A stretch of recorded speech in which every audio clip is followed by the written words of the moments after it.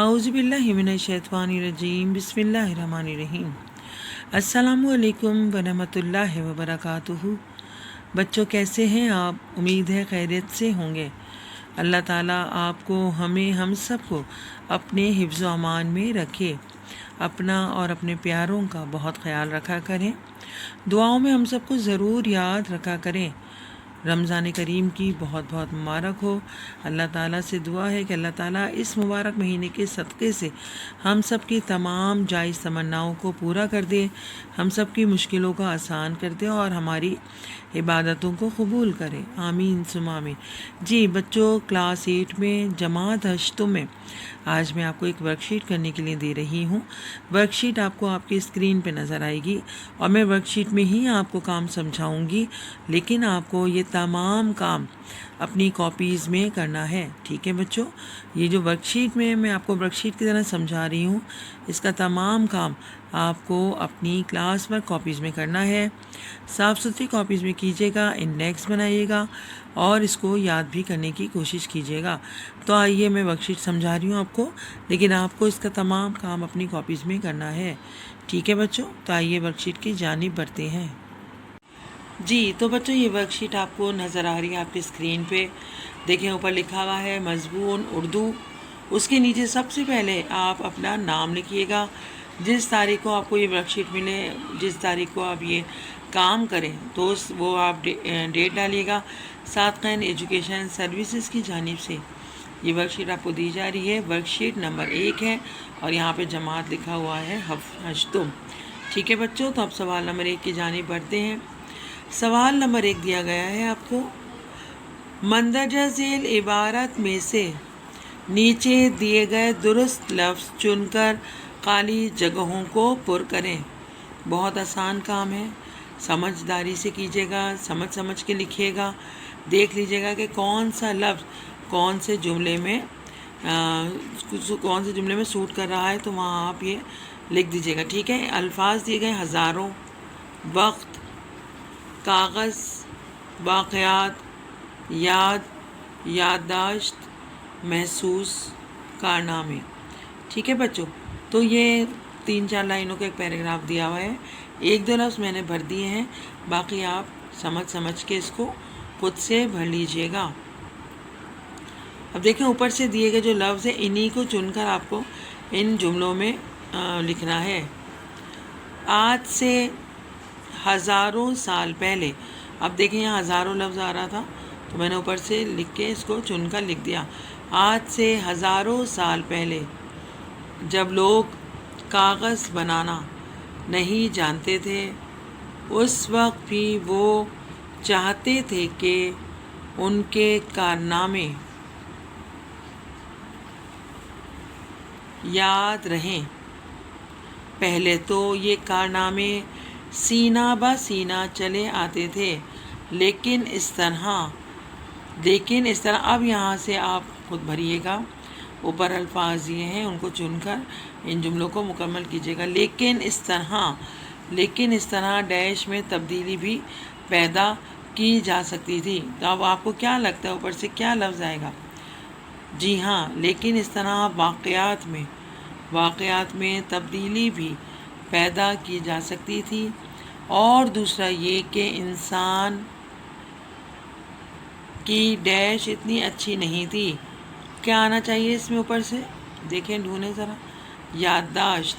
इंसान की याददाश्त भी इतनी अच्छी नहीं थी कि वो हर वाक़े को बिल्कुल सही तौर पर डैश रख सके। क्या रख सके? याद रख सके। इसलिए ज़रूरत महसूस हुई कि कोई ऐसा तरीक़ा हो जिससे ये डैश हमेशा के लिए महफूज हो जाए।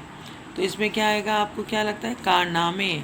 जी हाँ, कोई ऐसा तरीक़ा हो कि ये कारनामे हमेशा के लिए महफूज हो जाएं। ठीक है बच्चों, तो ये सवाल नंबर 1 था, जिसमें आपको पैराग्राफ दिया गया था और ये अल्फाज चुनकर आपको खाली जगहों को भरना था। साफ़ सुथरी राइटिंग में इनको भर लीजिएगा। चलें अब आगे की जानिब बढ़ते हैं। जी बच्चों, सवाल नंबर 2 की जानिब बढ़ते हैं। सवाल नंबर 2, मंदरजा झेल नज़मिया क़वाइद की मिसालें तहरीर करें। बच्चों, आपको नज़मिया क़वाइद आपके उर्दू क़वाइद की कॉपी में लिखवाए जा चुके हैं और आपको अच्छी तरह इसको समझाया भी जा चुका है और इसका रिवीजन भी करवाया जा चुका है। तो ये आइए एक दफ़ा फिर इसको समझने के लिए इसके यहाँ पे सिर्फ आपको मिसालें लिखनी हैं। पहले सवाल सही से समझ लिया करें कि मंदरजा झेल नज़मिया क़वाइद की मिसालें, इसकी तारीफ़ें आपके उर्दू क़वाइद की कॉपी में मौजूद हैं। तो सिर्फ आपको यहाँ पे इसकी मिसालें तहरीर करनी हैं।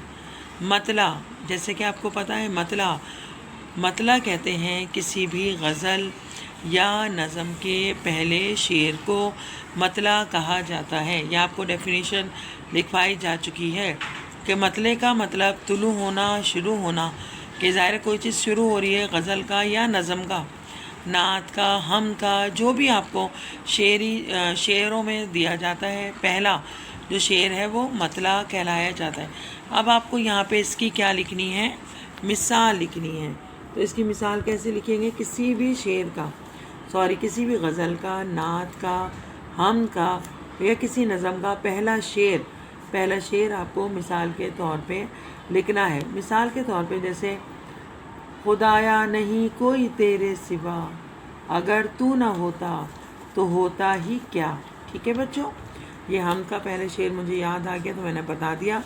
आप इसे अपनी दरसी किताब में से भी ढूंढ कर लिख सकते हैं। इसी तरह आपको नंबर 2 दिया जा रहा है मक्ता। इसी तरह मतला जैसे गज़ल के या नज़म के पहले शेर को कहते हैं और मक्ता आखिरी शेर को कहा जाता है। मक्ता गज़ल या नज़म के आखिरी शेर को कहा जाता है जिसमें शायर अपना नाम यानी तक़ल्लुस इस्तेमाल करते हैं। ठीक है बच्चों, तो ये मक्ते में आप आखिरी कोई ऐसा शेर लिखेंगे जिसमें शायर अपना तक़ल्लुस इस्तेमाल करते हैं। जी, तो बच्चों जैसे मुझे एक शेर याद आ रहा है कि काबा किस मुंह से जाओगे गालिब, शर्म तुमको मगर नहीं आती। तो आप भी कोई ऐसा मक्ता, कोई ऐसा शेर लिखिएगा जिसमें शायर ने अपना तक़ल्लुस इस्तेमाल किया हो। अब आइए नीचे हम्द की जानिब बढ़ते हैं। हम्द ऐसी नज़म को कहा जाता है जिसमें अल्लाह ताला की तारीफ़ बयान की गई हो।